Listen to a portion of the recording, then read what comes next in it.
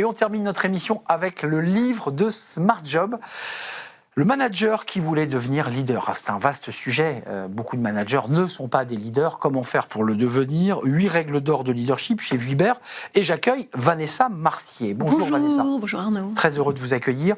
Ce livre est passionnant. D'abord parce qu'il amène des outils pratiques et de conseils, mais le début du livre est extraordinaire. Alors je ne sais pas si c'est tiré de votre expérience. Aujourd'hui, conférencière, professeure, formatrice. Et vous publiez beaucoup sur LinkedIn, et vous venez de l'entreprise. C'est l'histoire d'Hugo qui réunit son équipe, les résultats ne sont pas bons. Hugo se comporte, on va le dire cash, comme un mufle, les traite très très mal, et quelques minutes plus tard, il est convoqué par François, qui est son N+1, le chef, et il est persuadé qu'il est convoqué à cause des chiffres et des mauvais résultats, et François lui dit « Bah non, c'est pas pour ça que je te convoque, c'est parce que tu parles mal aux équipes. Oui. » C'est ça, cette situation que va vivre Hugo, elle vient en fait nourrir tout votre livre. C'est ça, la matrice du livre. Oui, parce que je voulais un livre qu'on ait envie de lire, en fait, et qu'on ait envie de finir. Parce qu'il y a beaucoup de livres de management qui vont à fond dans un sujet, et on en prend quelques pistes, etc. Moi, j'avais envie de réenchanter un peu le management, et de montrer que... Cas pratique, là... Pratique, parce que, oui, on veut du concret, on veut pouvoir les appliquer, mais en même temps, je voudrais montrer aux managers que c'est un tremplin. En fait, le management, c'est pas facile. Être un manager, c'est pas facile. J'ai été manager, beaucoup de gens le sont. On sait, c'est compliqué. Mais c'est aussi une opportunité de développement professionnel, mais de développement personnel. C'est pour ça que la suite de cette narration, parce que ça démarre comme un roman, ce garçon Hugo va se retrouver à Sophia Antipolis, dans les mains d'une femme, alors qui est présentée comme une DRH, mais en fait qui est une coach, une préparatrice, coach mental, coach de vie. Et au début, il se cabre, il veut pas, il accepte pas. C'est très intéressant, ça, le manager qui pense qu'il fait bien. Comment vous les regardez, ces femmes et ces hommes qui sont persuadés d'être dans la vérité? Je l'ai été, donc c'est pour ça... Vous aussi? Moi aussi. La première fois qu'on m'a... Et pourtant, je suis devenue coach, mais la première fois qu'on m'a donné un coach, j'ai cru que j'avais fait quelque chose de mal. C'était une punition. On t'a donné un coach, mais pourquoi je suis une mauvaise manager si on me donne un coach? Et en fait, j'ai réalisé après que non, ça faisait du bien de parler à quelqu'un, d'avoir un regard extérieur, d'avoir des pistes d'amélioration, mais je ne l'avais pas du tout vu comme ça, on ne l'avait pas présenté comme ça non plus. Quand même, Vanessa, c'est une belle promesse, le titre de votre livre, le manager qui voulait devenir leader. Tous les managers, même quand ils le veulent, ne peuvent pas devenir leader. Ça demande des qualités particulières d'être un leader. Pour moi, on peut tous le devenir si on le veut. D'accord. Il faut le vouloir. Et lire votre livre. Lire mon livre, bien sûr, mais pour ça, il faut une sacrée dose de remise en question, d'humilité, et il faut un peu ranger son ego au placard, ce qui est un gros problème en entreprise, parce que on nous vend encore de nos jours, t'es manager, c'est bon, tu vas avoir droit au bureau d'angle. Avec vue. Le bureau avec vue, même si maintenant on est tous en open space. Ouais. Et le salaire un peu augmenté. Le salaire augmenté, t'as des responsabilités, tu es le chef.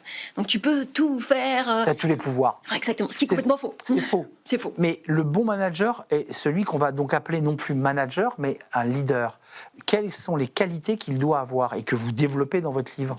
Alors pour moi, il y en a sûrement beaucoup, mais pour moi, le bon manager, il doit vouloir faire équipe, il doit être humble, il doit chercher pas chercher le conflit, mais il doit s'en servir comme un tremplin.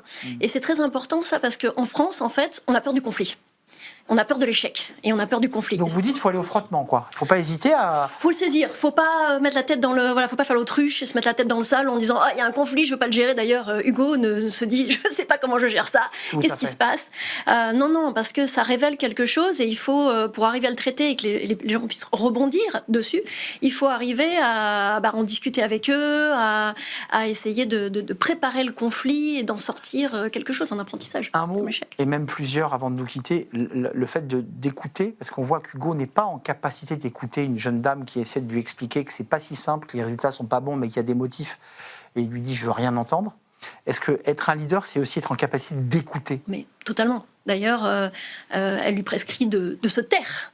Et il y a beaucoup de leaders qui disent, dans une réunion, par exemple, j'interviens en dernier. Je me tais, j'écoute, je laisse la place aux autres de parler, de s'exprimer, parce que sinon, je vais donner la couleur à la conversation, et les autres n'auront pas d'espace pour s'exprimer.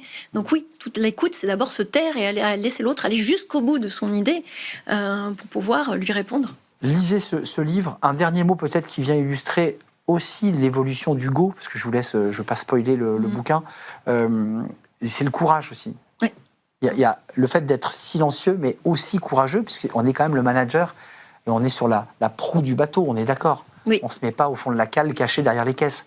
Non, et puis je pense que c'est là où on voit vraiment, à un moment du livre, où il commence à prendre ses responsabilités de manager, faire preuve de courage par rapport à son équipe, et c'est là où on sent la bascule, où on voit que être dans cette équipe, s'être fait entre guillemets humilier et sortir et aller en province, ça lui a fait du bien, et il en sort transformé. Grandi. Voilà, il en sort grandi. Lisez ce livre, ce n'est pas un pensum technique, c'est vraiment un livre avec une narration, une histoire. C'est un très beau livre. Vanessa Marcier, édition Vuibert, le manager qui voulait devenir leader. 8 règles d'or de leadership, écrit par vos soins, chère Vanessa. Merci de nous avoir rendu visite. Merci à vous. Vous revenez quand vous le souhaitez, évidemment, dans l'émission Smart Job. Merci à vous, merci à toute l'équipe, merci à Nicolas Juchat qui m'accompagne depuis tant d'années. Merci à Fabien à la réalisation, merci à Paul au son, une équipe de choc. Merci à vous, le public qui nous suivait avec fidélité. Je vous dis à très très bientôt. Bye bye.